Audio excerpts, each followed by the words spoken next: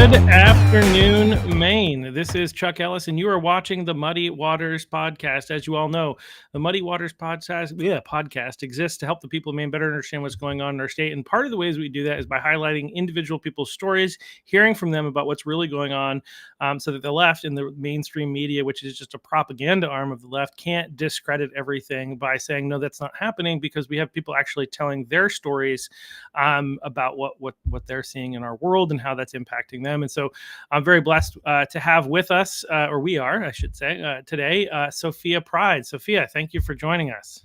Thank you so much for having me. This is super exciting. Yeah, it's always fun. I think you said beforehand that this is your first ever podcast, but you don't seem to be Yes. somebody who's afraid or nervous. No, I mean, I've been on public radio for 3 years now, so I'm used to doing the live stuff and just talking on air, but it's just not on camera. So that's a little bit different, but happy Yeah. to be here. Super excited. I think we'll have some great conversation, and I like talking, so it works out pretty well. Yeah. I mean, I've only known you for a little bit. Like, we had one conversation over the phone, and then we did the event, the Voices of Truth event with parental rights and education. And you definitely didn't have a problem, extrapolating and answering and follow up questions and stuff like that. So I'm excited to see where this goes. But Mhm. yeah. So again, what we like to talk about are the things that we're not supposed to talk about that are going on, but the left and the mainstream media don't want people to know are actually happening. And but also, like, anytime I have somebody on for the first time, like, I want people to know who you are, where you're coming from, and like why in the world, in 2025, in the midst of this ideological civil war in politics, why you're willing and able, not able, I guess, why you're willing to like put yourself out there and speak about what you believe, especially when you're somebody who's on a college campus, which probably doesn't share your values. Am I right? Yeah, Yeah. So that's tell us a who good you are. point you make. My name's Sofia Pride. I'm from Falmouth, Maine. Still obviously live down there, but I'm at University of Maine, Orono right now. I am a freshman accounting major, and I have just been kind of fiddling with the political realm a little bit for 3 years, I guess you could say. Nothing too extreme or crazy. Done public radio for 3 years, on and off. And I just started going back on about a month ago. I took a 6 month break just because I was a senior in high school. It gets to the best of us. It was kind of the last thing on my mind, honestly. And now that I've gotten back into it, it feels like everything's coming at me all at once, which is really exciting. Here at University of Maine, it's definitely more liberal leaning, but I will say there's a lot more opportunities here than I ever could have had at Falmouth, simply because there's a lot more clubs that promote, political awareness and people becoming involved and supporting each other, which is really nice. So we have College Republicans, we have TPUSA, which just got accepted about a month ago. I think it was 5 days after Charlie Kirk passed away that they finally accepted it, and they've been trying to get accepted for years now. And then Students for Life just started up. So I'm on the executive board for all three of those clubs.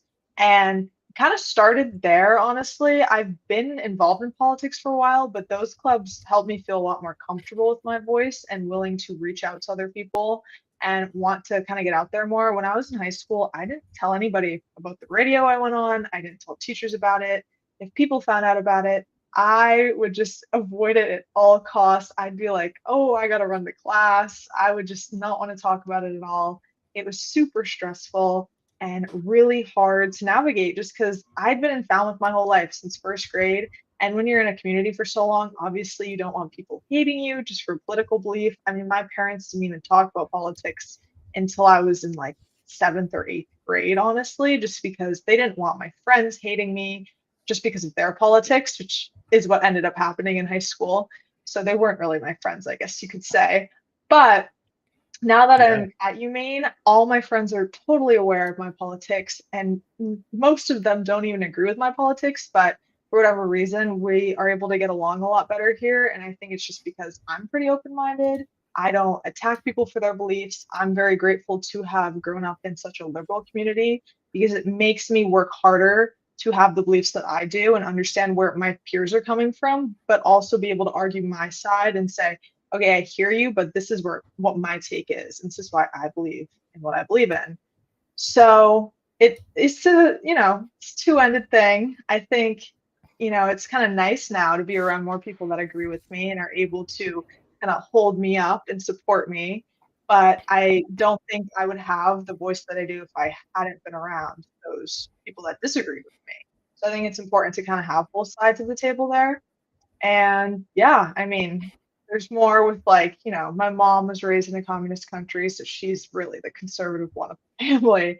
She has very strong opinions. I would definitely say I'm more moderate in comparison to her, but I have to thank her for all my beliefs because she never forced anything onto me. It was more like, you got to do the research, girl, but what they're telling you is wrong. So she's very outspoken, but I'm very grateful for her, obviously, and my dad. We have a great like nuclear family, which has obviously been super helpful. I feel very lucky to have that. A lot of my friends at Falmouth have divorced parents, or they don't have any siblings, they're an only child, or I'm lucky to have my grandparents live down the street from us in Falmouth. So I was surrounded by my grandma and grandpa all the time. And that was really useful, just being around family. I mean, my cousin and I were in school together from first grade in UMO now, too. So just having family around all the time is super useful. And I think that is really the core part of just being set up well, because a lot of people assume that I have my beliefs because of my family. And honestly, I really think my family just taught me how to be a good person. I hold the door open for people. I say bless you like anybody should. I ask if people are doing okay. And most of my beliefs are honestly just because they taught me how to do research and how to be a good human and kind of figure out what's right and wrong, what's morally correct and ethically correct, and giving me the tools to create my own belief system. I hate when people just assume it's like, well, her whole family is conservative.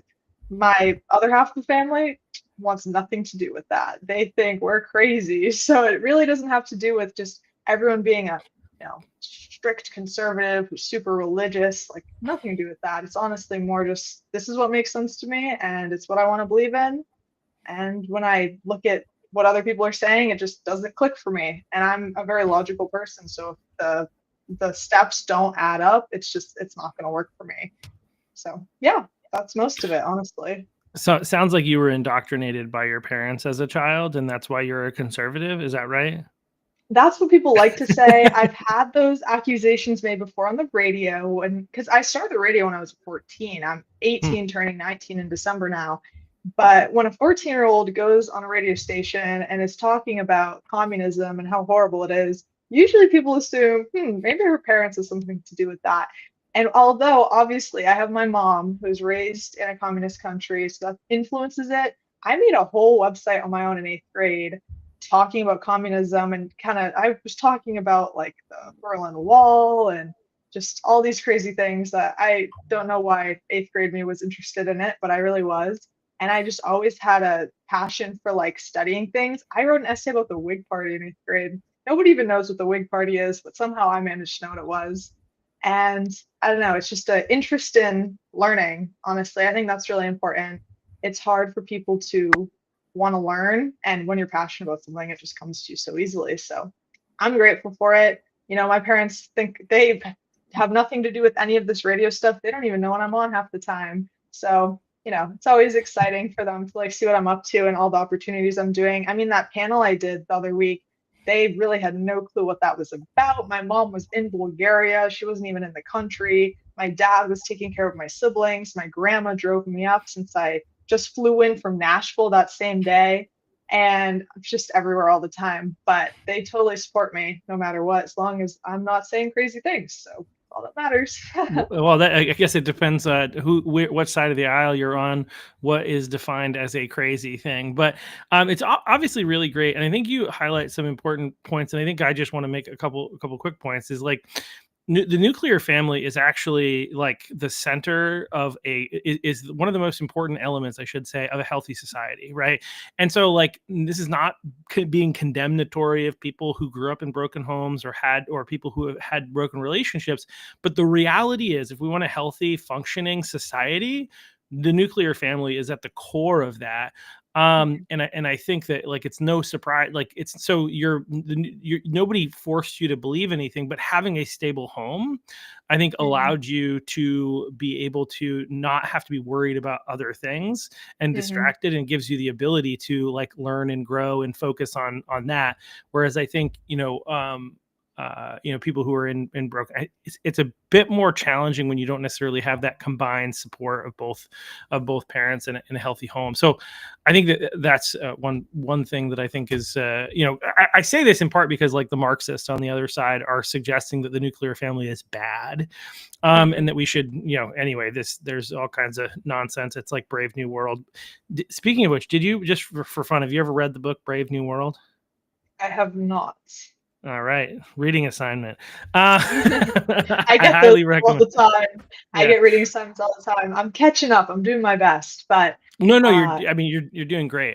But I bring up Brave New World because of the nuclear family bit. It's like mhm. the book is kind of, it's a you've heard of 1984. I don't know if you've read Yes, that I've one or read not. that. Yeah. Yep. Yeah. So Brave New World is in the same category where it's a dystopian future, but instead of people being compelled to do what the government wants out of fear, they use pleasure, but they also destroy the nuclear family. They destroy, long-term, relationships and stuff like that. It's a very messed up society, but it's very fascinating because I think we're somewhere between Brave New World and 1984, Mhm. are the things that are at play. And so anyway, worth anybody out there who has not read that, I would highly recommend. But yeah, so obviously you grew up in Falmouth, around a bunch of liberals, and that has some benefits, like as you've kind of said, that it helped you kind of like be able to see both sides, but also you did note that like you were very quiet about it publicly, and I Mhm. wonder if it's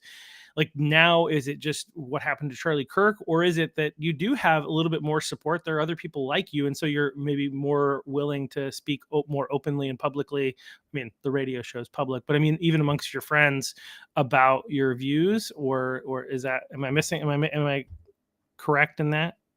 Yeah, I think it's a mixture of things for sure. I think here there's just more opportunity to talk to other people. I've been able to meet a great group of 10, 15 students that are involved in kind of all the clubs I've joined, and we're really tight. We'll just go out to dinner randomly for fun and we joke around. It's very like relaxed. You don't have to worry about what you say, and that sounds weird sometimes because people are like, "Well, what are you going to say?" And it's more like, "Well, I don't have to worry about bringing up politics and being judged for it."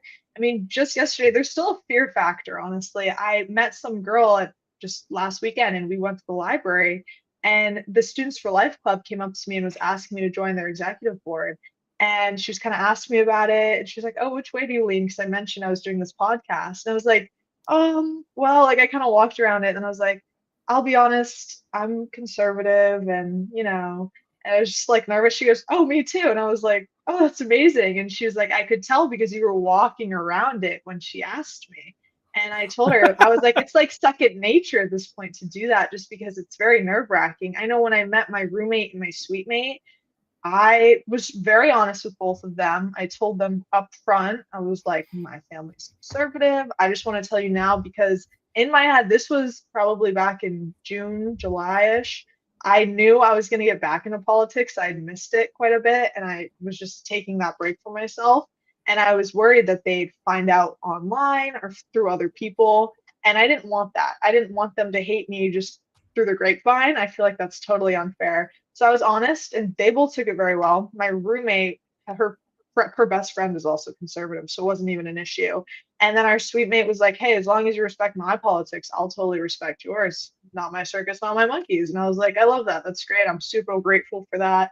Couldn't be better off." All my friends are really nice about it. I'm the like joke of the friend group in terms of like being the Republican. Like we'll joke about it. It's totally lighthearted and it's not like offensive at all. I think it's really funny. I'm glad we can even joke about it. It makes me feel way more comfortable opposed to, awkwardly sitting there while they're talking about politics. We just don't really talk about politics instead, which I kind of appreciate just because I'm not the type that's going to start anything because I know I'm not going to teach them anything in 5 minutes. They're not going to listen to me. They're not going to hear what I have to say. They're just going to argue with me. And that's not my place. I want to educate people that are willing to learn. And that's just a lot of college students don't really care about changing their opinion all of a sudden unless they're really having like a spiritual awakening or something. They're kind of set in stone at that point. I'm a stubborn girl. I know all my friends are pretty stubborn too. So we just get along just fine. I feel like all my friends are really proud of everything I've been up to. They've been totally supportive of it. we've joked around just about me being a part of like all these conservative clubs because here at UMaine, unfortunately, we've been getting these threats on anonymous social media apps because of just existing, I guess. And after Charlie Kirk passed away, people were anonymously posting threats about, how, if we have a table on the mall, we're going to get like shot down or something like that's going to happen, and how we're all fascists and all these crazy things.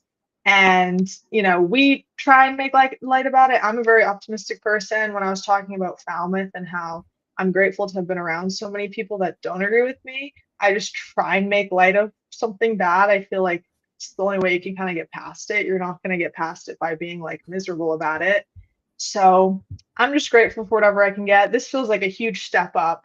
I will say I went on a conference for Leadership Institute, and that was like an insane step up. Everyone was conservative. Everyone agreed with kind of what I agreed with.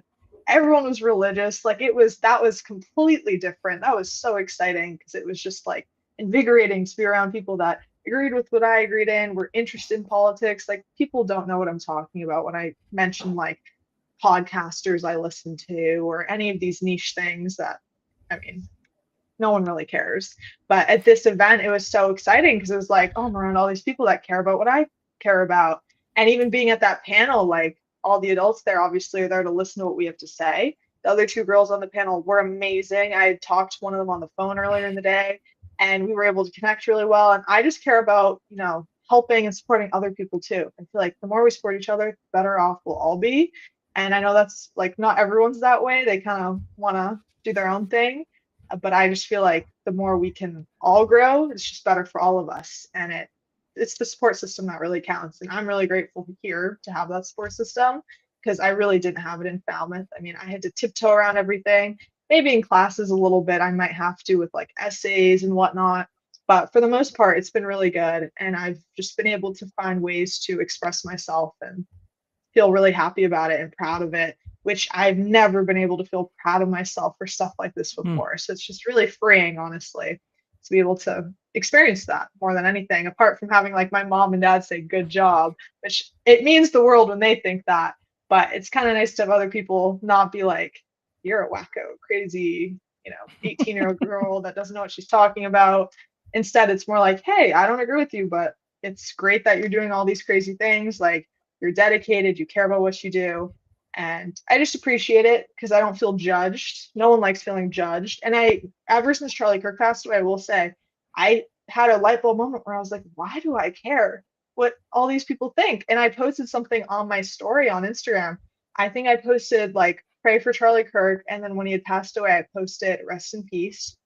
And I lost a lot of followers, but I also had a lot of people DMing me saying, thank you so much for posting this. I didn't know you were conservative. I'm conservative too. Like, we need to stick together. And I just didn't care what other people thought. 'Cause if you don't like me for that, that's a you problem, not a me problem. So now I'm a lot more confident about it. And I'm working on trying not to be as scared to admit, like, oh, I am conservative. This is what I do. This is what I'm up to. Just because it's still like you don't want to start anything with all these people you're meeting and you want to fit into your college campus. But now that I'm getting more into this, I'm realizing if I want to be successful and have my voice be out there, I have to be strong and firm on it. I can't just like change and, mold my opinion to please other people. And that's been somewhat hard for me because I'm definitely a people pleaser, to say the least. Like, that is totally my thing. I will like bend over backwards to please people.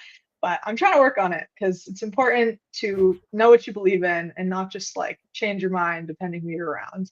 And I think a lot of people struggle with that, especially on college campuses. I'll watch my friends do it all the time just because it's like, oh, I don't really want to like deal with this or argue anything. So we're all learning, but it's good. It's a great experience. And I appreciate it. It's part of the process. So Yeah, no, I think it's really encouraging. There's a lot of things that you said there that and I'm not always good at categorizing everything, but I think that some of the big things that I'm hearing is that like there's still like this fear and pressure, right? Being a conservative, like liberals largely don't feel that just for fun, right?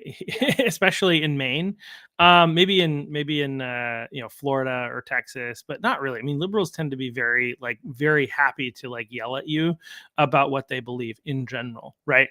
But especially here in Maine, that's most of where my experience is. Whereas we conservatives, like, we don't like as you kind of said, you were initially like you were beating around the bush about the fact that, and eventually you said you're a conservative. But like you don't tend to get that from liberals. They're like really proud of it. But we have been like beat down, and we've allowed ourselves to be conditioned, and now we like self-censor ourselves and try Mhm. not to talk about things because we're afraid of the backlash.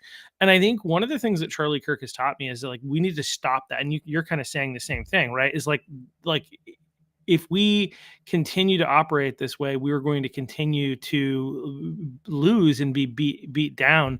They're going to go after the few of us who are speaking. I was at an event a couple nights ago, and one of the things that I commented on, and I'm sure I heard this somewhere else, but I was just kind of sharing, like, one of the reasons that Charlie Kirk was assassinated, right? One of the biggest reasons is that who else was saying what he was saying out loud and publicly, Mhm. right? It Yeah. was, I mean, I'm not saying there's nobody else, but there are very few people. And when there are very few people saying what actually the majority of people in America believe, it makes it easier for the people on the other side to target that person. And that's exactly what they did. And they took him out.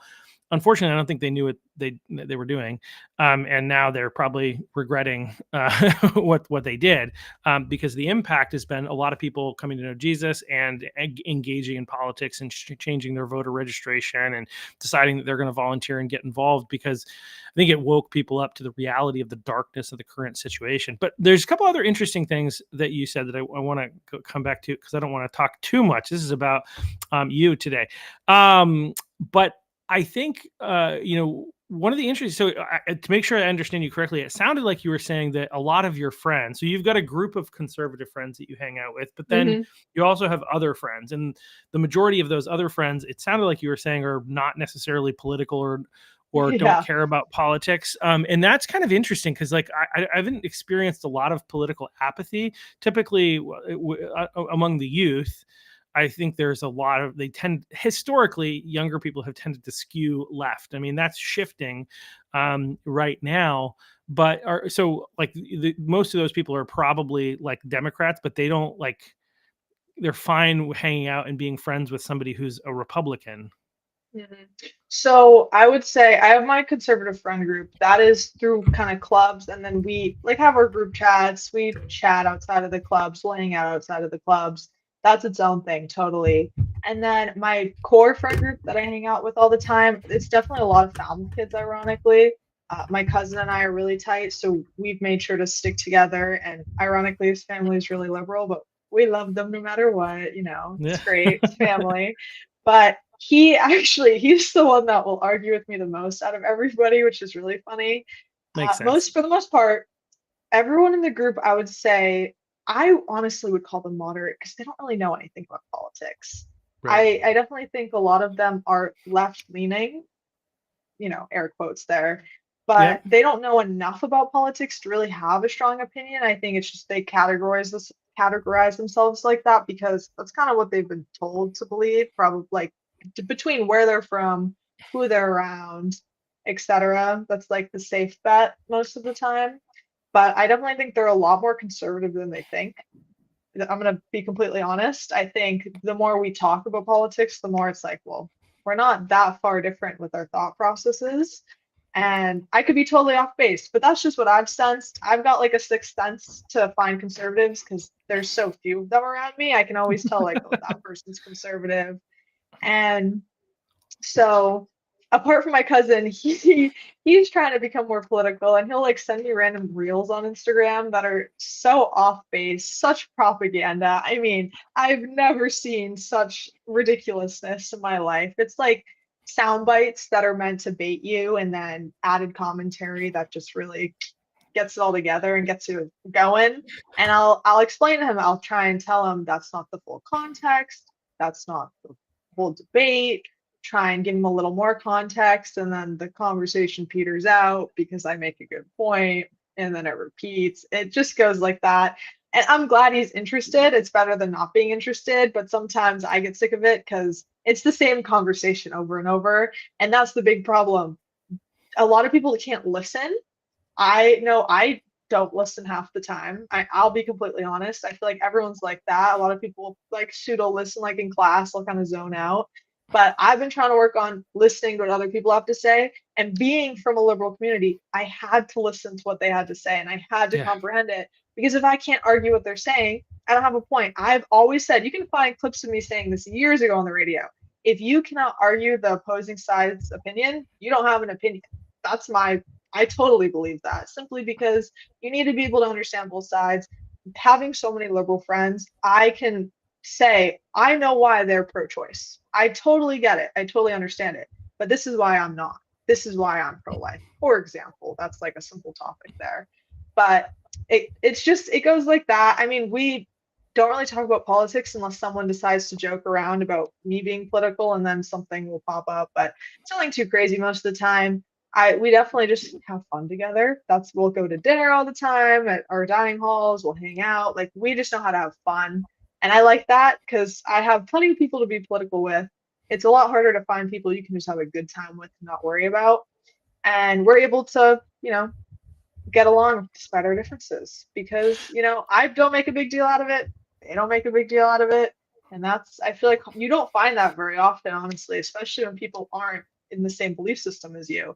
So I think that's something that I appreciate a lot, especially because even in Falmouth, I was able to find people like that. My best friend, her family's really liberal, and we get along just dandy. We have no problems at all. So I kind of think it depends on your personality. Like my mom, she is very conservative. You argue with her, you're gonna have like a 2 hour conversation. Me, on the other hand, I'll try and like go with the flow, but when I'm actually talking and interacting with people and being serious about it, I'm gonna be serious about it. You're not winning the fight. It's not happening. So it depends what version of me you're catching on that day.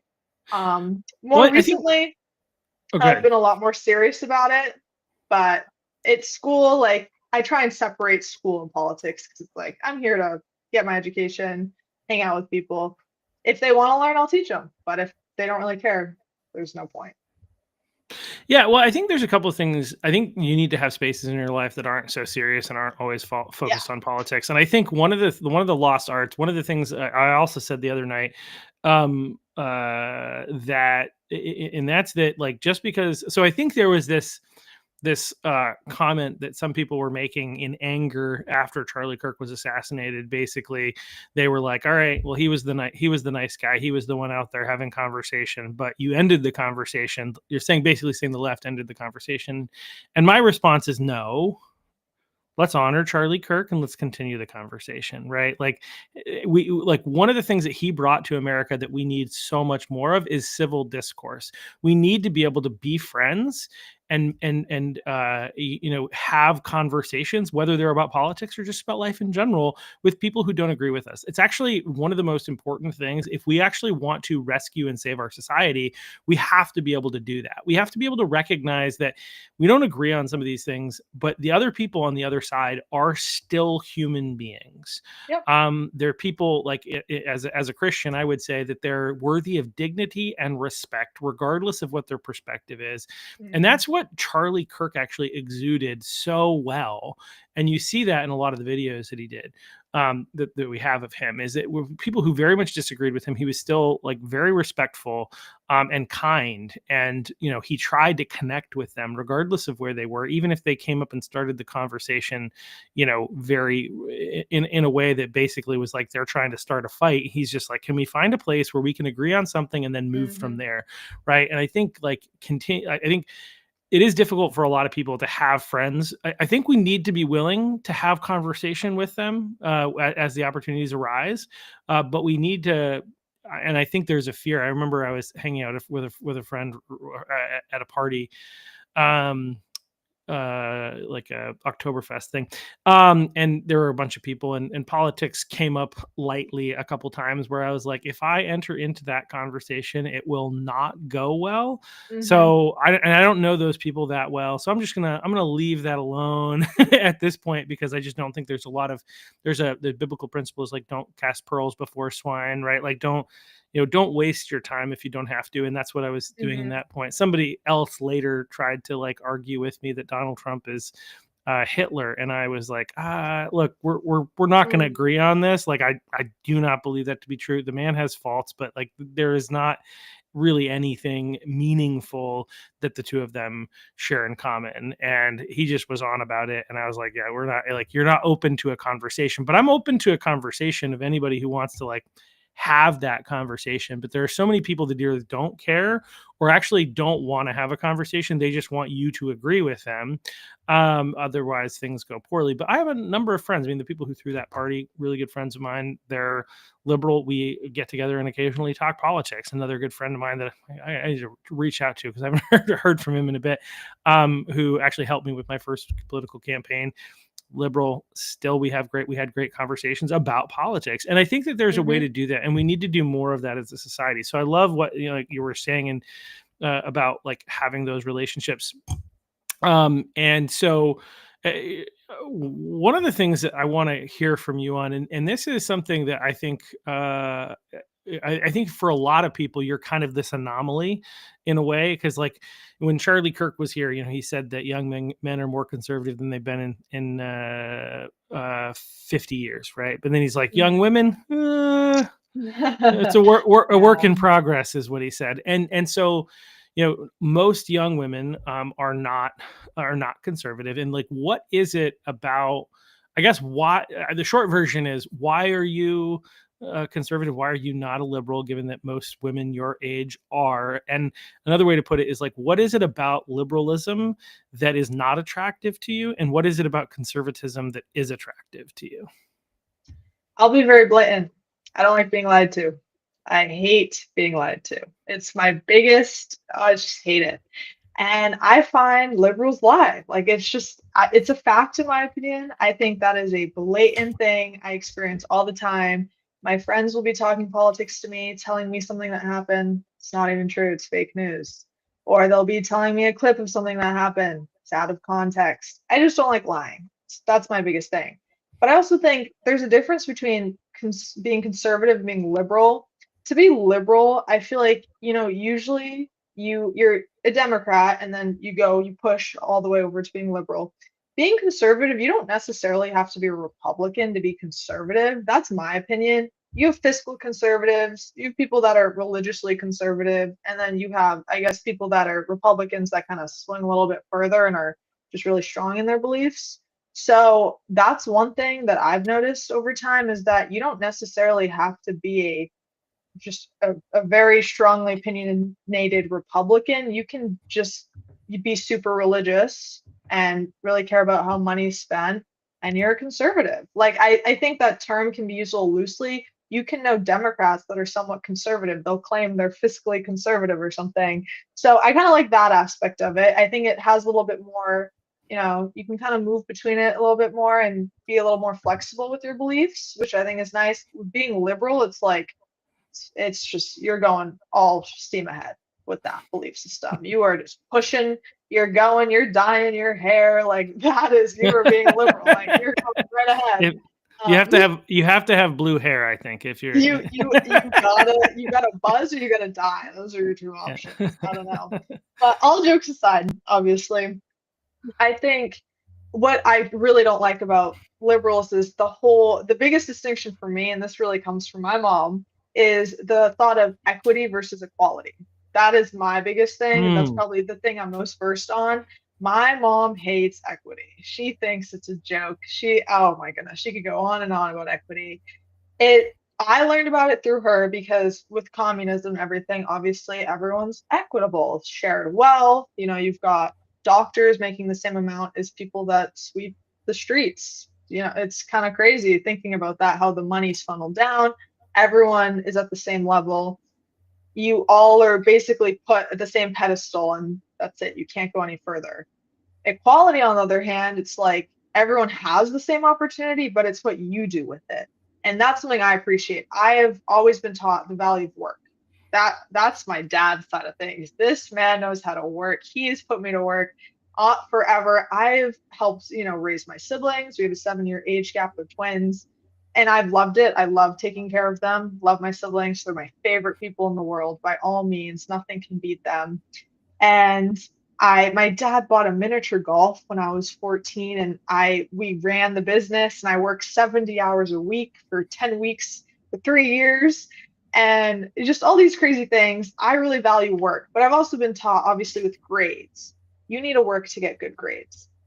There's no way around it. If you don't know what you're doing, you don't know what you're learning. Kind of sucks. It is what it is. Some people are just naturally smart, and a lot of people would be like, Sophia, you're just so smart. You get things so easily. No, trust me. I do so much work outside of class and school just to try and keep up and stay on top of things. I had to work so hard to get put into like accelerated math in middle school, which is like they like put you in the next level of math. And I always wanted it because my dad was in it when he was in high school, and my cousin was in it. And I was like, I have to be in it. I have to get to that level. And I worked so hard, and I begged my teachers every year, and I finally got in it, but it wasn't magical. I had to teach myself a whole year's worth of math over the summer. It was miserable. Oh, it was horrible. But then I did it, and it was great, and it worked out in high school. In high school, I got a year's worth of college done on my own, on online classes and in person through early college. I was able to do that on my own. I worked for it though. I was not gifted 30 college credits. I clawed my way to get those college credits. All my friends thought I was crazy. I was taking 10 classes a semester. That is not for the weak of heart. This feels like a breeze here at UMaine simply because of how heavy my workload was. I mean, I practically know what it's like to be a college student because I've taken one or two a semester since I was a junior in high school. Like, this is nothing. This is like all the free time I have. I don't even know what to do with myself sometimes. So, equality. It's always equality. I am such a firm believer in that. Everyone likes to throw the term equity around. I know that's what they do at Falmouth right now with SEL and DEI and equity, and how everyone needs to have the same opportunity, but they phrase it so wrong. They don't teach you really what equity is. Equity, everyone ends up at the same endpoint. Equality, everyone starts at the same point. I Mm. personally would rather have everyone have the opportunity to do great things and, go get your degree or go get a great job, whatever you want to do, and see where you end up, opposed to everyone ending up at the same endpoint. Because if everyone ends up with the same endpoint, what's the point of trying? And you know you're going to end up there anyway. So why would you Well, try and do well, anything more? you would do it for the greater good, right? Everybody's That's what motivated they to say. help their common man, comrade That's what Pride. they say, isn't it? Yeah. I mean, personally, would I rather have so I'm a swimmer. Like I Yep. was a competitive swimmer in high school. It's basically like saying, okay, we all know we're going to get gold at states. That would be equitable. Everybody on the team gets a gold medal just for being there, whatever. Or you could try and practice really hard and have the opportunity to weight lift, have the opportunity to eat good food, get good sleep, go to practice once or twice a day. But no one's forcing you to do that. This reminds me of college. No one's forcing you to go to class. No one's forcing you to join clubs. No one's forcing you to go on podcasts. No one's forcing you to do any of these things. This is totally by choice. No one's forcing you to meet people I and make I actually connections. I actually did force you to come on this podcast. I definitely didn't text him and ask to do it. That never happened. That would never happen. Yeah, yeah, Yeah, I think that's my biggest distinction between yeah, being a liberal and being conservative is just those two simple terms. I think that's the easiest way to explain it to anyone. Once you really get into what is equity and what is equality, I don't think people understand what equity means. I truly don't. My mom will explain it to people, and it just doesn't register, doesn't click. It just, there's for whatever reason, the gears aren't turning, they're not going together. And that'll frustrate her the most, especially in yeah. elementary school at Falmouth with all this stuff they're doing with social emotional learning and diversity hires and all these other things. It's just ruining the school system, honestly. It is hurting these kids so bad. I was lucky. I escaped it by a hair. I mean, it was catching up to me finally, but in the sense that I had my nuclear family, I had just a great set of, you know, a good basis with my elementary school and middle Yeah. school experience. I was able to not fall into that trap and make sure I stayed on top of it. I would always do my best to write essays without changing my opinion just to please a teacher. I would just do more research and kind of talk to the teacher and be like, well, why don't you like what I wrote? And I would get bad grades. I got a bad grade for writing an essay about how Falmouth spends our budget because my citation was wrong. And it just wasn't even true, honestly. But you can only fight it so much because I feel like it's not worth, you know, not sharing your opinion just to please these other people.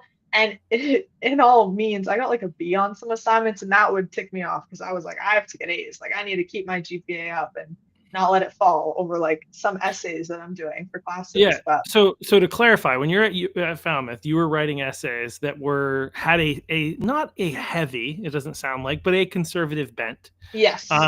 and you would get bad grades for it. Hmm. Well, I cannot ever confirm or deny if it's because Right. of the conservative bend, but it was very blatantly obvious that it might be because of the conservative, slant to it. Since And I would you always have did to a lot of, edit them. I think you had said before, I think at the other event, you'd made the comment that you did more research than anybody else, and you worked Yeah, really hard, yeah.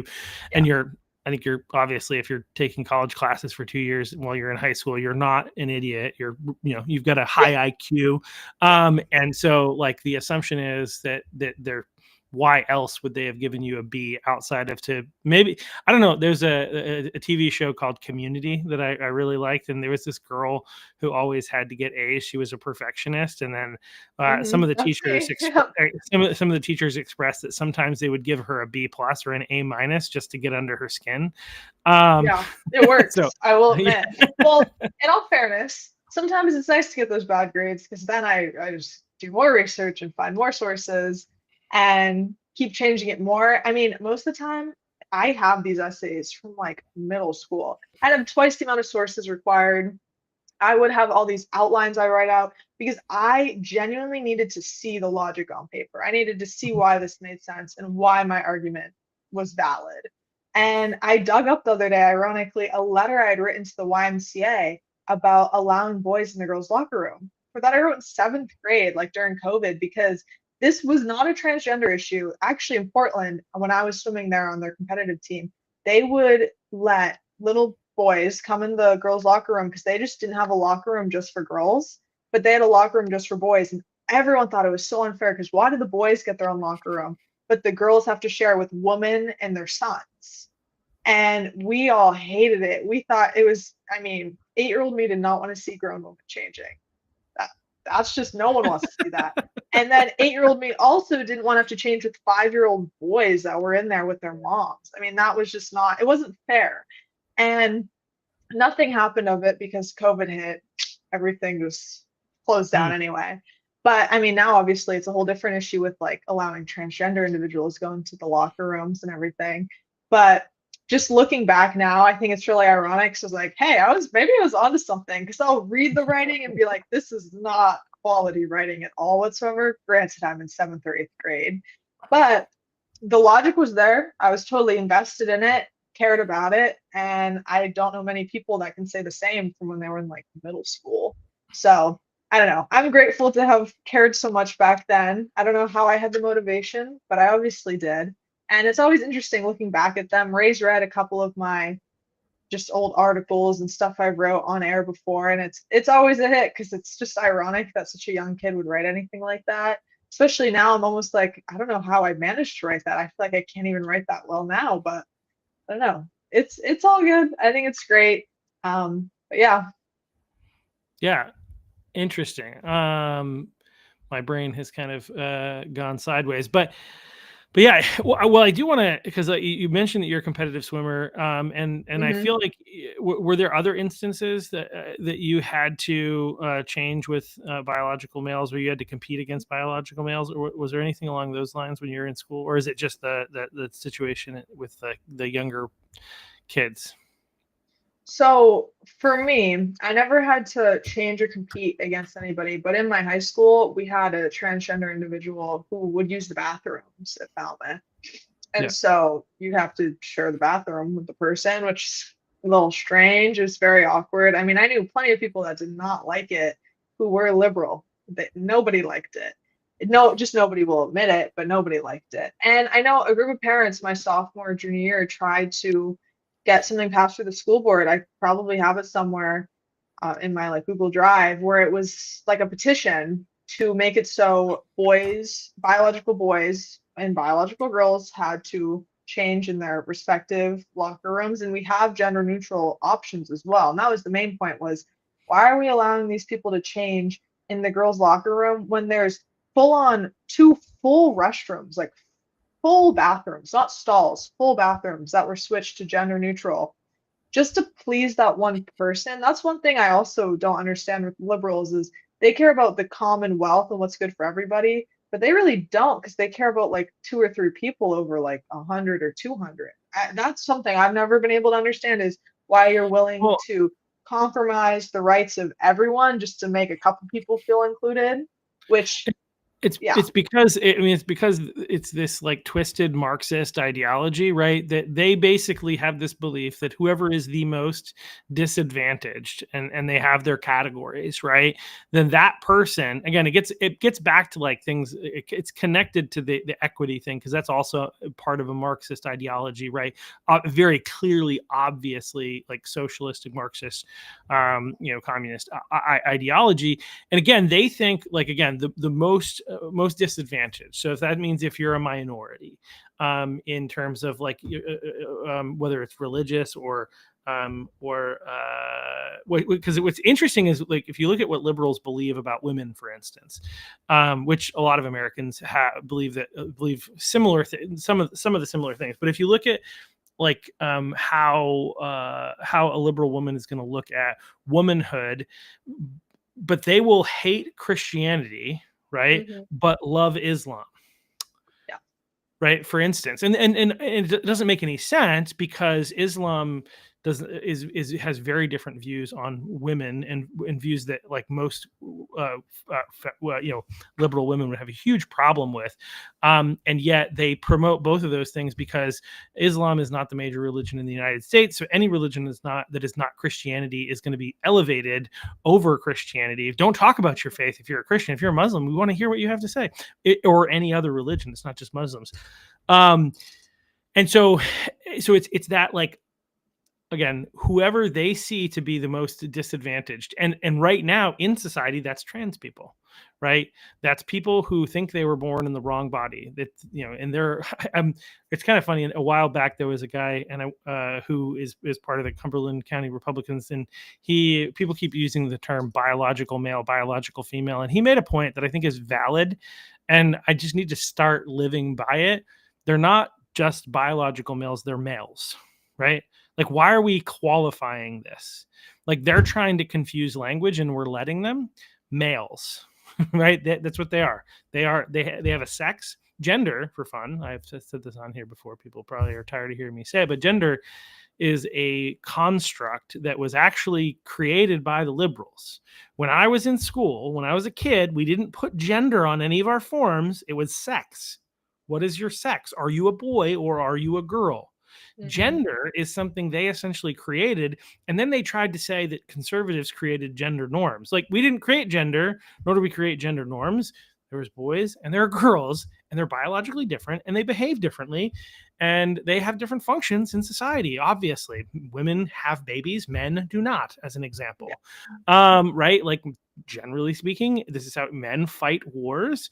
Women generally do not. Hmm. Because there are biological differences here. And so anyway, so they created this nonsense, but it has to do with, again, it's all underpinned by the fact that they've bought into Marxism essentially. And so whoever is the most disadvantaged, which again right now are the transgender people. But what's interesting too is I want to highlight this because I think it's so important to understand like the people who are pushing this ideology, not necessarily the individuals who are suffering in the midst of it, but the people who are Hmm. pushing it. The reason that it's not okay to say just use the gender neutral bathrooms, right? The reason that that's not okay by these people is because they're trying to push this agenda and this idea that if you don't agree with, if everybody basically doesn't agree with these people in what they believe their gender to be, then they're going to commit suicide. I mean, this is Yeah. what they push, right? They say things to the parents like, "Do you want a dead son or a living daughter?" Right? Hmm. And despite the reality, like the data, the science, and their own lawyer, when arguing this case before the Supreme Court, was forced to admit that there actually is no data to support that. In fact, he didn't go this far, or she. I'm not sure which. That was a transgender individual, and I can't remember which direction they started. I guess that makes sense. Um, but like so they didn't say this, but the reality is that people are more likely to commit suicide after they have transitioned. Yeah. That actually transitioning actually increases the probability of suicide and suicidal ideation.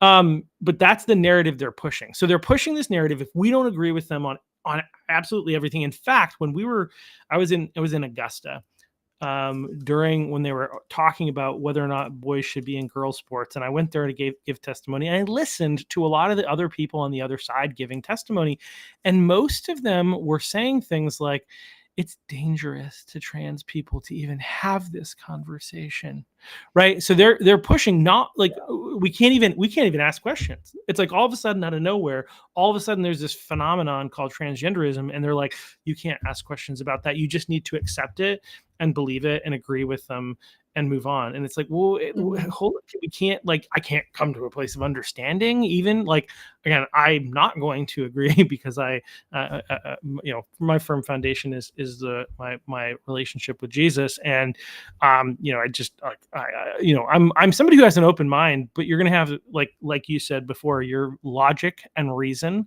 is what's going to drive me. And I'm like, I'm reminded of Martin Luther, who, the great reformer, when he was standing before the Pope's representatives, who wanted him to recant of some of the beliefs that he had come to, and he asked for some time, and he came back and he said, "Look, unless you can convince me by both logic and scripture, unless you can convince me by conscience, by my conscience and by scripture, I will not recant. Here I stand, I can do no other." Like, if you can convince me, which I don't think you're going to be able to do about like the transgender stuff, I have an open mind, but I'm not going to agree with you on something that I don't believe to be true, even, especially when there's no data to support it. But anyway, got all that out. Got it off your chest. That's what matters, man. Yeah. So now you're up at Orono, and that's, you're having some fun up there, and you're involved in, so Turning Point, you said you're involved in Turning Point, Maine College Republicans, and was it the Right to Life organization, or Students for Life? Yep. Students for Life. Yeah. Nice. And mostly like positive reception from most of your classmates. No, but it's okay. It's all right. I first joined College Republicans, and they put me on their executive board for media. I just run their Instagrams and everything. Oh, nice. And then TPUSA, I just got put on for media yet again. And then Students for Life, I'm their treasurer, which I'm an accounting major, so I guess it's fine. It's totally chill with me. I should know how to do that probably. So Students for Life, honestly, probably is the most successful tabling events, in the sense that we have the most interaction with people. The most people will come up. They did one tabling. I was only there like in and out because I had classes, but there was a lot of people there. It actually got shut down like 30 minutes early because it got not violent, but there was a megaphone involved. And so they had to shut it down at some point. And then College Republicans is pretty chill, honestly. We'll do tabling and we'll have random people come up and just try and chat with us. And then TPUSA hasn't really had an opportunity to do anything crazy yet. Usually CRs and TPUSA will merge together and just do things together, since so many of us are on both clubs. But it's been great. I mean, for the most part, people will come up and thank us for doing it because they didn't even realize there was organizations like this on campus. And recently we've had some headways with the fraternity life, honestly, which has been really cool. They want to maybe do an event. Potentially, we'll see what happens with the different governor candidates. We might be having some of them have them stop by, and it seems like the frats were interested in maybe meeting some of the candidates. So we'll see what happens. I've been telling the president we got to get the frats. Like, that's where we're going to get a lot of headway. Nobody listens to Sophia though, because Sophia doesn't know anything apparently. But Sophia was right, so that's all that matters, and that's super exciting. I will say the frats aren't very conservative here. There's a couple. There's definitely some that are more liberal, but it's totally fine. We'll take anybody as long as you want to come hang out with us. It's better than the last event they did last year when I was not here. Supposedly there was 15 people that showed up. and 150 protesters. So we're trying not to do that again. We're trying to actually get people who want to enjoy the events to enjoy the events, take advantage of it. We're working on just getting more people involved and appreciating kind of what we do instead of just the protesters. It's not our audience. I mean, it's great. I love that they're showing up. They're taking their time out of the day to not support Well, us, even though they're kind of supporting us. But are you getting video of them while they're there? actually, this was last year, this what I just Yeah. told you, but they did record a video of an individual. I don't know who this individual is, but tearing down some posters that were put up for Charlie Kirk on designated bulletin boards, and that's a $250 fine per poster, actually, matter of fact. So we had to report that to campus PD. And see, this is ironic. The school journal posted about it and was like, TPUSA files complaint about posters being taken down. And they misgendered our president and said our president was a guy. They assumed our president was a guy, even though our president's a girl. So that was really disappointing. I would have That's a, expected them to do a better job about that's that. that's actual misgendering. I think it's important That to is know that when misgendering, you say yeah. that there is a real thing called misgendering, and it's saying that somebody who is actually biologically Hmm. female is a male. That's fascinating. Okay, go ahead. Well, and I think it's ironic considering you're making the assumption a girl can't be the president of TPUSA, really is what's happening. I think they thought the president of There, CRs was the one complaining, but I don't really know what they thought. All I know is they were wrong, and she deserves an apology, honestly, 'cause that's just straight up well, rude. I They mean, don't even know their facts. who else would be the leader of a white nationalist group except for a man? See, I'm that's being what I don't understand. right, right. I I'm really don't get it. It's also it's like it's also not a white nationalist group, obviously, right? Yeah, But that's what they're calling it, clearly. like a right Yeah. wing, white nationalist organization. Yeah, I like to mock the way that they try to position, but like, yeah. Anyway, yeah, I that's mean, we were hilarious. talking about, gender roles and everything. So I just thought it was ironic that Yeah, they happen to do that. I think, it almost seems like a woman can't have the opinions of a president of TPUSA. That's kind of what it felt like, honestly. And we don't appreciate that. We want to be seen, we want to be heard. Don't misgender us, know who we are. We're proud of it. Like I'm just telling yeah. everybody, anyone Well, listening, we're so loud and proud about it. the thing I want to go back to, because I think I hope you guys are doing this, and if you're not doing it, please start doing it. When people come and Hmm. are like, I would say, like, this is my opinion, right? But like, yes, you want people to come and show up to your events positively for you, but yeah, I think it's a great opportunity if they show up against you and you videotape them and post it to social media and show people how crazy they are. Hmm. Right. Because I think one of the ways in which we stop people from being crazy is we put them on the internet legally, obviously. Like if they're in public, you can videotape them, right? And you can put them up. That's here in the state of Maine. Is my understanding. I'm not a lawyer, so don't. But like, I know that Yeah. I have. This is what I think some people had told. I think a police officer had told somebody this. Related to, like, if somebody's in public and somebody records what's going on in public, that's in public, and you, that just basically is how it works.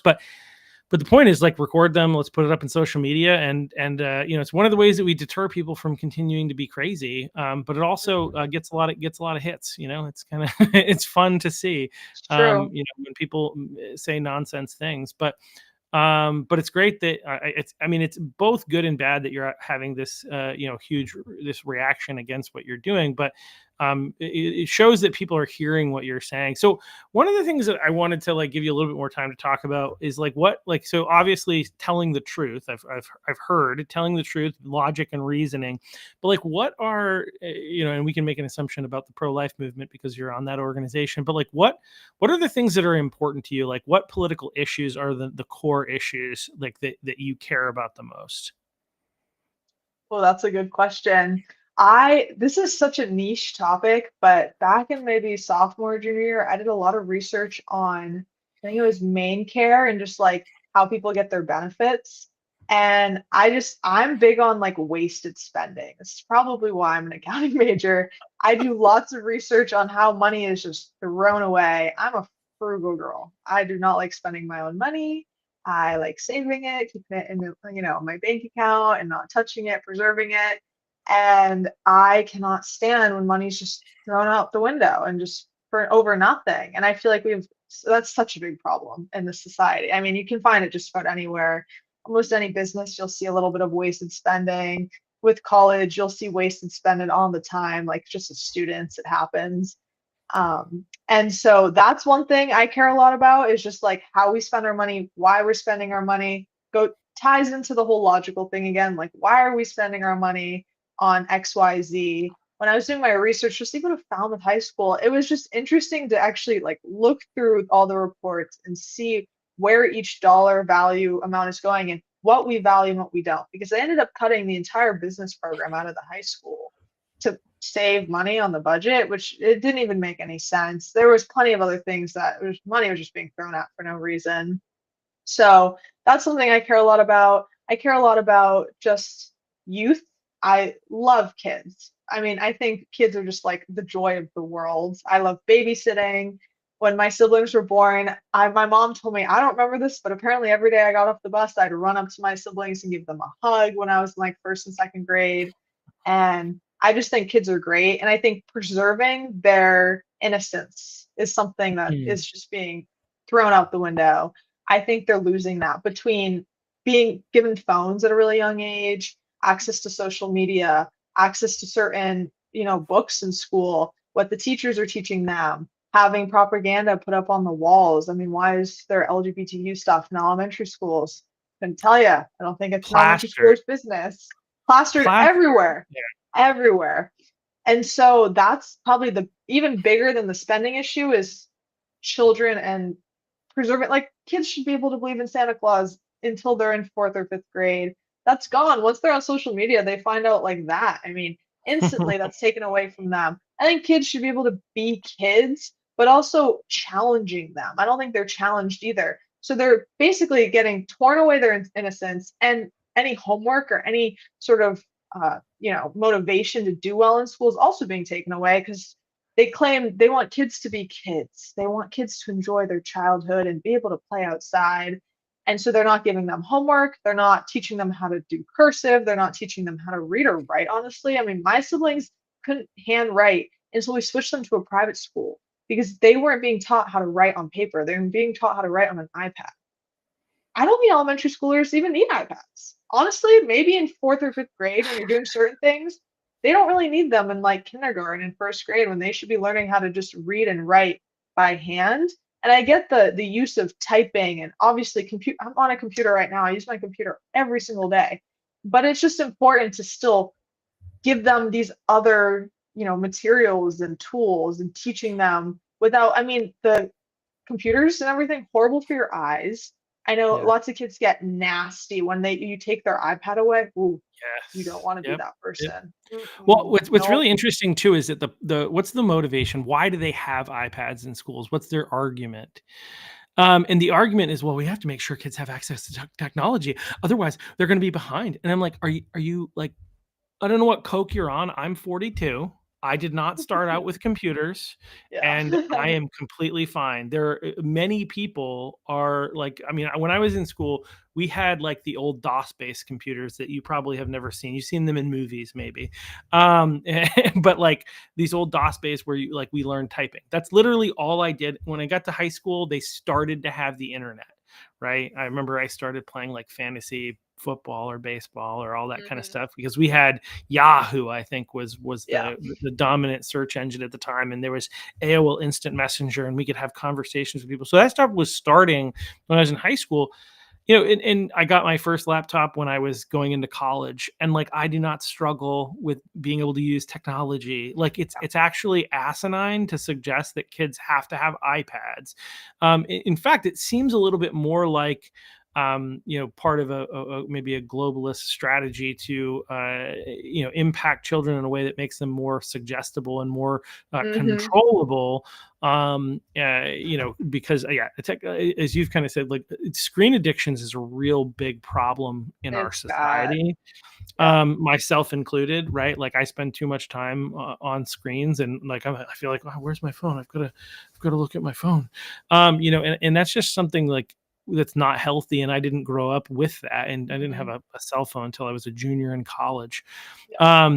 And yeah, it's like obviously not necessary, but it's this idea that they have to I have it. mean, even the difference between me and my siblings, I'm Gen Z, my siblings just happen to be Gen Alpha by like a hair. 7-year age difference. We had to like share one cart of iPads between 4 classrooms when I was elementary school. And I don't think I even got my hands on one till maybe, I mean, I think we had them in first grade, but it was just very rare we used them. Like it was like a treat. Like we were all so happy. It was like once a week. And then in fourth or fifth grade, we had a tech class where we'd go into a specific room, get access to computers and learn typing and learn random skills and everything, learn how to code. And in fifth grade, I think we might have had Chromebooks. I don't know. Maybe it was sixth grade. I don't, it all blurs together at some point. But it was way less access to any of this technological stuff. We had like the projectors that the teacher would like play stuff on the whiteboard, obviously, and show us slides and stuff, but it wasn't ours to touch or mess around with. My siblings in kindergarten would have a cart of iPads just for the classroom, and each kid has their own iPad. Completely different than when I was in elementary school, and I'm only 7 years older than them. And Yeah. now this private school they're at, it's like you only use computers at home to complete assignments. They don't use them in school at all. They don't even have the funds for it, honestly. But yeah, it's kind of bizarre how quickly that, technological development happened. I think it's great. I think technology is obviously going to take it's needed at this point. You can't get away with not knowing how to use technology, especially at my age or at my siblings' age. They'll need it eventually. But I think it's important to note that we shouldn't be relying on it as like 10-year-olds. Like they don't need an Yeah. iPad every minute of the day. And my mom actually, we had iPads and she took them away when my brother and sister were maybe 4 or 5 because they would get violent. I mean, it was like a fight taking them away just to eat dinner. We took the TV out of our living room because you can see it from our kitchen, and it was just such a distraction. And I mean, you're not even eating your food, you're looking this way the whole time while they're eating. I mean, it's ridiculous how addictive it is. Yeah. And we still have TV in the house. I have my computer by all means, but it's definitely important to like focus on not like taking a step back. I'll delete social media for a day here and there, or I'll, purposely try not use my phone too much. When I go camping, it's like the best time ever because it's almost like it's literally a breath of fresh air, but it's also like I'm not staring Yeah. at my phone, I'm reading, I'm doing other things. And that's super important. It's hard for kids to do that. I mean, I'll be babysitting kids. Ooh, it's tough because I'm not the Yeah. parent. I've Right. met this kid once or twice most of the time because it'll just be like a 1 or 2 time thing. It's not like permanent. And luckily there's a couple families I'll babysit for consistently, so it's easier to have like a relationship with the child and everything. But when you're just babysitting for like a random friend, it's tough because I mean, I've had parents tell me if you do not let the child watch the iPad while they eat, they will not eat. Crazy. Crazy. We're in for it in this society if we don't Hmm. fix some of those problems. So Yep. okay, so children is one of the things that you're passionate about, and protecting our kids and making sure that they're so education, I would guess, underneath that is one of the things that you're really passionate about. Are there, just for fun, are there any other issues or that are like you're super passionate about? I would say, trying to think. I'm trying to No, make sure I'm like knowledgeable. Um, No, like maybe. it's partly out of this idea of like trying to understand, like, again, like what is it that's drawn you into conservatism? Usually it's issue based, right? Like people are Hmm. pro life, and that's one of the issues. They're conservative because of their faith, and that impacts a lot of areas of their life. Some people it's being anti war, but I think what's interesting is like I think if this, so you don't like being lied to, but what is there anything attractive on the left? That makes any sense? Like, because they See, have this I perspective. don't. If I liked handouts, I would say yes, but I don't like being giving things. I like Right. working for things, Yeah. so that doesn't really work out very well. I mean, maybe being if oh, this is gonna sound so bad, but it not having to think so hard, that'd be really nice. That would be great. Not even, I don't even mean it in like a derogatory or offensive way. It is just easier to be on the left. In Yeah. my experience, based on where I'm from and everything, it's easier to just believe something. The herd mentality is so strong. It's easier to It's go like with a the flow. blessing. It's honestly a blessing. I have to fight for my life every time Trump makes a tweet. Like it's like I am Have you clawing my way. how many times have you had to deal with people being upset about Trump renovating the West Wing or whatever the heck he's doing I there? haven't had any complaints about that. I think someone posted something on their Instagram. I thought you were going to ask how many times do I have to deal with people complaining about Trump, and I was going to say every single day. But that is easy to deal with. I kind of just brush it off, and I'm like, well, he's all our president. So when Biden was president, I was chill with it. Now that Trump's president, I'm a little bit happier with it. We all like something different, and I like Trump. So kind of Yeah. depends on who you are and what you believe in. But Well, they I like think to it'll be great. People don't understand. He didn't even use government money. He found yeah. donors for it. And Well, he's they not that ruining they're anything. He's building something great. So I don't lack of it's it research, in my opinion. it's well, it's so funny too because they're just so upset about it. And Caroline Levitt, I guess, made some side comment, and they're like taking it again out of context, where she's like, "This is what the president is focused on," or, and it's like, "Oh my gosh, he should be focused on more important things." Like, but like they literally are grasping at straws at this point, where they're like, "Oh my gosh, how dare he upgrade the White House? Oh, how dare he take money I from his know. wealthy I know. billionaire I friend?" And know. it's like, are we like how crazy Why do have they'll all do these people anything? They will grasp like, at any straw they can get. I will it's say so actually, exhausting.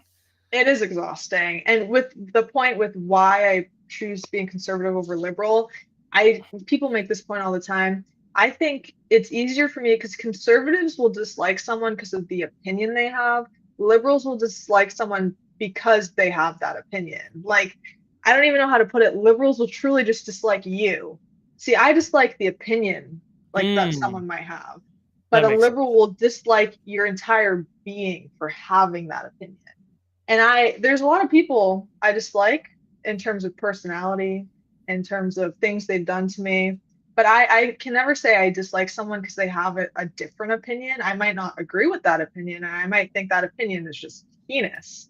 But I will never dislike someone for having a different opinion. I think we need to be uncomfortable and need to have different opinions. Otherwise, what's the point? Like, there's really no point. Like, being able to sit with each other, be uncomfortable in a conversation and have that conversation, it has so much more weight than just like hating someone for having a different opinion.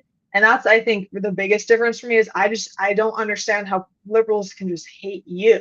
And that's what's really the fear factor for me is they will hate me as a person, even though I I I try my best to be a nice person. Like if you didn't know Yeah, my well, politics, like no, but I'll do you can't be a nice person and vote um Republican. This is one of my no, you favorite things can't. about meeting people, getting to know them, and then having them find out I'm a Republican. And they're like, "That Shocking. It's doesn't make any always sense." You're shocking. like, because like they're like, "Oh, you're such a really nice, you're a great person, so obviously you're a liberal." And I'm like, "Hmm, Not quite. No, I've had that happen quite a few I am a nice times. person, but no, I'm not Yeah. a liberal." Yeah. Yeah, Yeah. I mean, I like to say I was taught to hold open the door, and not because I have liberal parents, because I have conservative parents. That's who right. taught me to hold the door open. That's who taught me to have manners and taught me Yeah, just to do all the things a good person does. I mean, anybody can have those mannerisms, but I find myself stumbling into people with those mannerisms that lean my way more than the other way. I mean, I'll have the door slammed in my face sometimes just because people don't think to hold it open. It's not because of who I am, it's just what happens when you're walking yeah. around. But like when I was visiting my best friend at Vanderbilt in Nashville, oh, the skies were opening up. People were holding the door open for me. They said howdy. They were just the nicest people. The Southern hospitality was fantastic. I fit Yeah, right in. yeah, And coming back here, it was cold and windy, 45 degrees. I was like, it's gonna be a long day, but yeah, it's all good. I think Maine is super unique. Maine's very nice, like compared to some of the other New England states. Like yeah, we're a pretty chill state. I think we're yeah. very lucky. I know so many people that are hardcore progressive, liberal, XYZ, whatever you want to call it, and they'll treat me like family. Like I have no issues with it. I also think I'm a bit of a strange one because I'm not gonna like get at people and like fight with them or anything like that. I'm super Well, open to their but the opinions. reality is like most of us on the right are not attacking people on the left. You know what I mean? Like in terms of like in conversation, we're not jerks about our opinion. Like we're willing to have discussions. Yes, some people on the right are like looking for a fight and like going to be mean to people as a result of what they, but that's not the majority of us, right? Like Mhm. that's the thing is like this is the classification that they try the picture that they try to paint of us is that we're out there trying to like engage in every fight we possibly can. Mostly conservatives, we just want to be left alone, right? And That is if a you fact. have That is if a you have fact. your Yeah. belief, that's fine. Go ahead, do it. Just leave me alone, okay? Yeah. Don't try to indoctrinate me. Don't try to indoctrinate my kids. Don't try to force vaccinate people. Like all these things, right? Like we just want to be left alone. Don't teach my kids about gender stuff that they have no business learning about at school in the first place, let alone at such young ages. Like, just Mhm. leave us alone. They're the ones that are the activists that are like, no, no, no, we need to teach your kids about transgenderism. Yeah. We need to like teach your kids about abortion, right? They're the ones that are pushing. We need to teach your white kids that they're racist and they should hate themselves because of the Yeah. fact that they're white, Not good. right? Like like just leave us alone, but they won't let us, and that's why we need to engage in politics. And I'm thankful that some of the young people like you are willing to speak up and speak truth in the midst of this culture. It's kind of like one of our, or like we'll begin to wrap up here, I think. But like one of the things that I would be curious if you could help us with is like how can we help encourage and empower younger people to speak out and speak truth. And then, yeah, I guess we'll leave it at that. My brain shut off on the other question I thought I had. It's totally good. It's all about opportunity. I feel like I was very lucky in terms of being able to go on Ray's show for so long. I don't know why he let a 14-year-old girl go on there. I don't really know what he was thinking, but worked out for me. I really appreciate it. It's been a great opportunity. But honestly, I had never spoken even on a panel before until recently. And it was all about the people I was meeting and the opportunities I had. I didn't even know about Leadership Institute and their conferences they had or a lot of the people in Maine that are wanting to help conservatives kind of have this voice until I came here to UMO and was surrounded by other young conservatives who wanted to help me get a leg up because it would help the whole club. And I think that's a big issue we have. We're conservatives. I mean, liberals are really good at this. Conservatives need to work on it. We are not good at bringing each other up. I feel like in politics in general, everyone wants their own share and wants to have their own little success. And liberals are like that for sure. But they're really good at training people and getting them to share their opinion and feel so good about themselves and so strong about their opinions and like they're changing the world. And with conservatives, it is hard to find someone that actually wants to help you kind of have that voice and get to that next level. But granted, I think it's partially because conservatives have the belief of you got to work for it. No one's going to hand it to you. Liberals are a lot better at kind of just throwing these opportunities at people and seeing who will bite on it and kind of getting these people stepping up and sounding better and speaking at these events. And I think it's great that conservatives want people to work for it because if you're working for it, you're going to be a lot better at what you do than someone that's just being thrown these opportunities to speak on the radio or on a podcast. They're probably not going to be that interesting to hear about or hear from.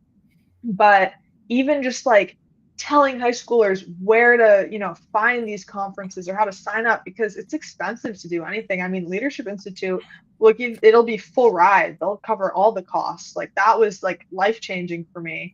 Or even when I was a senior in high school, I had applied for a scholarship through Veterans of Foreign Wars, and it was just an essay scholarship that you did, and they changed the prompt every year. Hadn't heard about it till I was a senior, and I was so disappointed because I ended up getting second in the state. Obviously, wasn't good enough for me. I was very disappointed. But if you win first, you get to go down to DC and meet 50 other students who had won from the other states and like some territory in the United States and the opportunity to win more scholarships. And it's just like opportunities like that are Hmm. really unique and no one ever hears about. I mean, I think only two people in my county had applied for the scholarship. And obviously, I had like different levels to get up to the state aspect of it, but just nobody knows about it. It's not talked about. like small stuff like that. They have a middle school version of the competition that middle schoolers can write like a short essay and have the chance to win some money. And it's just a good experience because, yet again, it's like you're doing all this research and kind of formulating your own argument, your own thesis, simple stuff like that that you're learning in school anyway. So I don't know, these basic things, I just feel like I am now being like shown, and it's really exciting because I like taking advantage of these opportunities. But I think the more students that are shown them, they might actually bite on it. And also, babysitting them a little bit. Because the other thing is, people assume I know a lot more than I do, which is fine. I like being held to a high standard, but it's also hard sometimes because it's really confusing very quickly when they're talking about all these different things and saying names of people I've never met before or I've never seen the face of. And obviously you have to just deal with it, figure it out as you go. But it's also like having like someone mentor you and kind of show you, okay, this is how you handle media. Because of radio, I'm pretty good with not doing slip ups and saying things I probably shouldn't say. I know some people have a big struggle with that. Some people just aren't confident with their public speaking as well. I had a speech day in public speaking. I was so nervous about it and I rocked it just because I have so much practice with it. I'm able to kind of think of things on the spot and it's not very problematic for me. But a lot of people just aren't confident with that. I mean, people hate public speaking. Like even this podcast, people would hate this, just having to talk for an hour. I'm very talkative. Most people are not very talkative. I can talk to myself for an hour. It's not an issue for me. You're Some people would definitely call that comfortable crazy, talking. but yeah, I have no issue with talking. A lot of No people are issue not at like all. that. I have to pull it out of some of my friends. Like, how was Yeah. your day? Good. Well, what did you do today? School. Like it's such a dry conversation. And eventually, once you get the ball rolling, it's fine. And I can be a lot for some people. They're like, she does not shut her mouth. And I'm like, hey, if you don't like it, you don't have to talk to me, but I'll probably end up talking to you again somehow. And I apologize, but I just like talking. Like Yeah. it's a passion of mine. So I think more than anything, it's obviously the opportunities that these kids need, but feeling comfortable with speaking. I kind of was just thrown into it. I had no fear of it. Radio is good because you don't see the people that are Yeah. listening. I think that's what I'm really lucky and happy about is you're it feels like you're just talking to the host and the guests Yeah. there. It doesn't really Yeah. feel like you're interacting with anyone else. And then he told me one day how many people listen to the show, and I was like, oh, okay then. Like I didn't realize I was actually speaking to people and people were actually listening to my Oh yeah. voice. So that's been interesting. And even with this panel we did, there's like a reel of me out there now on the Southern Maine conservative, something like that. And one of my It would be friends Southern Maine Republican. Republicans, thank you. Yeah. Yeah. And one of my friends like sent it to me, and I was like, "What is this?" Like, I didn't even know it was posted. And I was like, "All right, then I guess that's me." So it's just funny seeing all that stuff go out there now. And ninth grade me would probably be freaking out, but freshman year UMO Sophia is pretty chill with it. I think it's kind of funny because I had no clue it was even there, but I reposted it. I think it's super chill. I don't know. I'm having a jolly good time with it all. So And so basically yeah. what you're saying is people can just like mentor and create opportunities for young people. But one of the things that you said that I've noticed in a lot of the younger people who are engaged in politics, and so I'll just highlight this for people, is that like this started when you were younger, and you said this before, but you had some encouragement from your mom to do some research and kind of look into some things, and that kind of shaped you as being conservative. Then you wanted to talk about it, and then you were given an opportunity to talk about it, and it became Hmm. a thing that I think you enjoyed doing. So I think that's really important, is like supporting young people, giving them opportunities. I think one of the things that we try to do too often as older people in general and all the different organizations is like we want to control you, and we would be like but we Mm-mm. and that we need to watch out for. Let you guys do your thing and see where it goes, rather than like necessarily steering, but obviously offering some support is something that's necessary. So one last question, and then we'll end. But is I think, because this is a question that everybody likes to likes to hear about, or whatever, when you're dealing with younger people who are engaging in politics, is like, one thing I'm going to say actually before I ask the question is I think far Okay. too often when people care about politics, we're like, when can you run for office? And I think Mm, like not everybody's role doesn't matter if they're dynamic speaker, they like to speak like Sophia here, like you do, but like I think people are like, whoa, we need that person to run for office, and like we actually need like the conservative movement needs a ton of people to be involved and not everyone to run for office. That being said, like when it comes to the political, you enjoy it, you're getting an accounting degree, I think you said, but like do you see yourself like engaging in any kind of official capacity, whether that's running for office, working for organization, the like political, one of the speaking engagements that some people could have is working as like a lobbyist or something like that. For mhm. lobbyist is given a real negative tone. I think there's lobbyists are not horrible things when you're dealing with like certain industries where the people in those industries are not necessarily great at coming and speaking to the main state house representatives, for Yeah. instance, but you can have somebody go speak on their behalf. So there are positive lobbyists, not just the ones in Washington that buy off the senators. That's not what I'm talking about. But like, do you Mhm. see like a future in politics outside of like just speaking up when you feel like it's necessary, run for office, get involved in some other way? So people joke all the time, like Sophia for governor. I've heard that since I was 14, honestly. I don't know if I'd ever run. Maybe. I'm not opposed to it. How about that? I think Okay. that's the best way to put it. I'm never opposed to anything. I think it's really about where the wind takes you, which some people are like, no, you need a strict path, like you need to have this goal and that's how you achieve it. For me, as of right now, I feel like I'm so young. I need to just figure out what I like, what I enjoy doing. I like talking. Would I like being in office? I don't know. I know if certain people are able to get into certain positions, I might have the opportunity to work, for their administration and kind of see how that feels. I haven't had any opportunities like that before. And over like winter break, I'm interning with Aroma Joe's. Like I'm doing nothing with politics over winter break, probably apart from going on the radio or if I get any opportunities to go on podcasts or anything like that, I take them. I've been trying to get them for so long and I finally got one. It's great. I love it. But as of right now, I like the speaking aspect. I think I have a lot to learn. And on what you were saying earlier, I think it's also important to make a lot of mistakes because I used to hate making mistakes. But the more like as I've gotten a little bit older, I've realized like if you don't make a mistake, you don't learn. And every mistake I've made, that's how I've become a better speaker. I've said something incorrectly or worded it wrong. I hate listening to myself after I do like engagements, but I have to because if I don't actually improve on how I, articulate my words and how I present myself on camera or just to what people are hearing. So I think that's really important. But as of right now, I'm just trying to network. That's my biggest goal. I have been trying so hard for so long to network. And I think, I don't know what's clicked, I don't know what's changed, but it's finally starting to happen. And I'm just trying to get myself out there as much as I can and kind of figure out what works for me. Because I think I'm too young to actually know if like being a potential like senator or a congressman or someone on the town council would even be a good fit for me. Just because I need to kind of feel it all out and kind of obviously learn more. I have so much to learn still. That's really important to know. Yeah. And it's hard to say, but I definitely wouldn't be opposed to it. I feel like some people are like, no, never, not going to happen.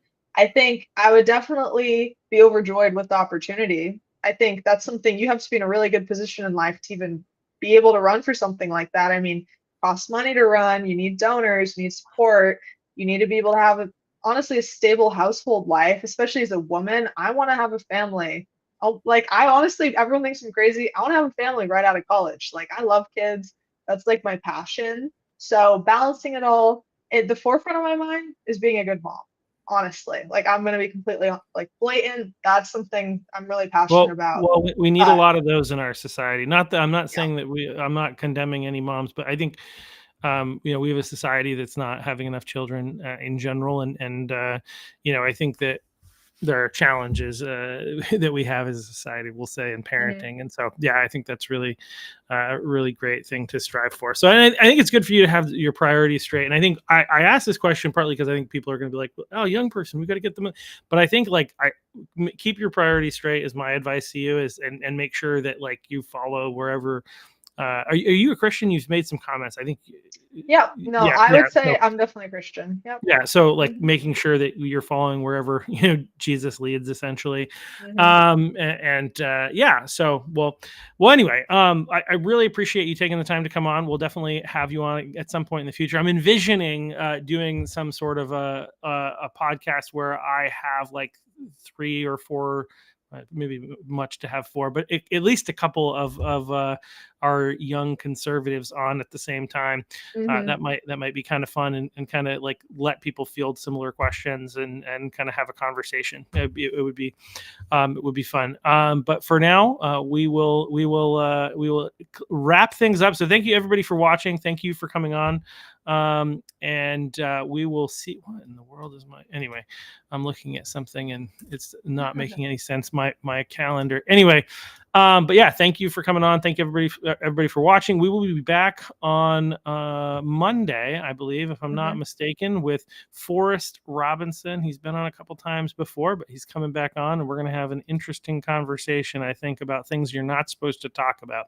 So see you all later.